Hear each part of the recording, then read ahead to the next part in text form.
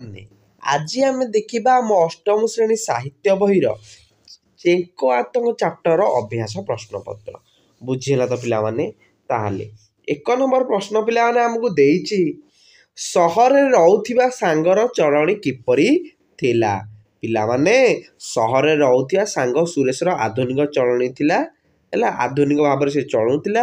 ବିଜ୍ଞାନ ଆଧାରରେ ସେ ସବୁ କଥାକୁ ବିଚାର କରୁଥିଲା। ଆମେ ଅଲରେଡ଼ି ପଢ଼ି ସାରିଛେ। ତାପରେ ଖରେ ଦେଲା, ଗାଁରେ କିଏ ରହୁଥିଲା? ଗାଁରେ ହରି ରହୁଥିଲା। ହରି ଦିଶାରୀ କଥାକୁ ବିଶ୍ୱାସ କରୁଥିଲା, ମାନେ ଗୁଣି ଗାରେଣୀ ଏସବୁକୁ ବିଶ୍ୱାସ କରୁଥିଲା। ତାପରେ ଗରେ ପିଲାମାନେ ଆମକୁ ଦେଲା, ଦିଶାରୀ କଥାକୁ କିଏ ବିଶ୍ୱାସ କରୁଥିଲା? ଓଲଟେଇକି ସେଇ କ୍ୱେଶ୍ଚିନ୍ ପଚାରିଲା।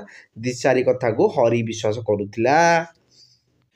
ଘରେ ଦେଲା, ପୁଅକୁ ଭଲ ଲାଗିବା ପାଇଁ ହରି କ'ଣ କଲା? ପୁଅକୁ ଭଲ ଲାଗିବା ପାଇଁ ହରି ଗୁଣିଆକୁ ଡାକି ଗୁଣିଆ କଥା ଅନୁସାରେ ପୁଅର ପେଟରେ ଚେଙ୍କ ଦେବାର ବ୍ୟବସ୍ଥା କରିଥିଲା।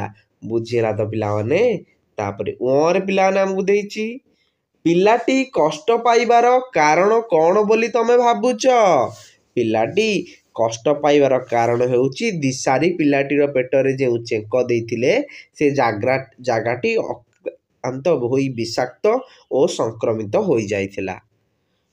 2 ନମ୍ବର ପ୍ରଶ୍ନ ଆମକୁ ଦେଇଛି କରେ, କାହାକୁ ଆଧାର କରି ସୁରେଶ ବିଚାର କରେ ଓ କାହାର ପରାମର୍ଶ ନିଏ?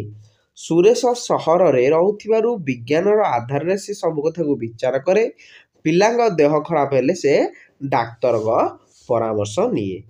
ଖରେ ଦେଲା, ହରି ଗ୍ରାମ ଠାକୁରାଣୀଙ୍କଠାରେ ବୋଦା କୁକୁଡ଼ା ବଳି କାହିଁକି ଚଢ଼ାଏ? କାରଣ ହରି ପିଲାମାନେ ଦିଶାରୀ କଥାରେ ବିଶ୍ୱାସ କରେ, ଗୁଣି ଗାରେଣୀକୁ ବିଶ୍ୱାସ କରେ, ଛୁଆଙ୍କୁ ହାଡ଼ ଫୁଟି ମିଳେମିଳା ହେଲେ ପଣା ଦିଏ, ଗୁଣିଆ ଡକାଇ ଝଡ଼ା ଫୁଙ୍କା କରେ ଏବଂ ଠାକୁରାଣୀଙ୍କଠାରେ ବୋଦା କୁକୁଡ଼ା ଆଦି ବଳି ଚଢ଼ାଏ। ତାପରେ ଗରେ, ସହରର ପିଲାମାନେ ଜ୍ୱର ହେଲେ କିପରି ଭଲ ହୁଅନ୍ତି? ସହରର ପିଲାମାନେ ଜ୍ୱର ହେଲେ ଡାକ୍ତରଙ୍କ ପାଖକୁ ଯାଆନ୍ତି। ଡାକ୍ତରଙ୍କ ପରାମର୍ଶ ଅନୁସାରେ ଔଷଧ ଖାଇ ଭଲ ହୁଅନ୍ତି।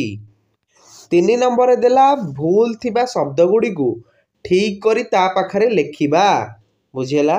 ତାହେଲେ ମୁଖ୍ୟମନ୍ତ୍ରୀ, ପିଲାମାନେ ୟାକୁ ଠିକ୍ କରି ଲେଖ। ମୁଖ୍ୟମନ୍ତ୍ରୀ ହର୍ଷଉଭବ ହେଲା, ଦୀର୍ଘ ନୁହେଁ। ପୁରସ୍କାର ହେଲା, ମୂର୍ଧନ୍ୟ ଷ ନୁହଁ, ଦନ୍ତେଶ ହେଲା।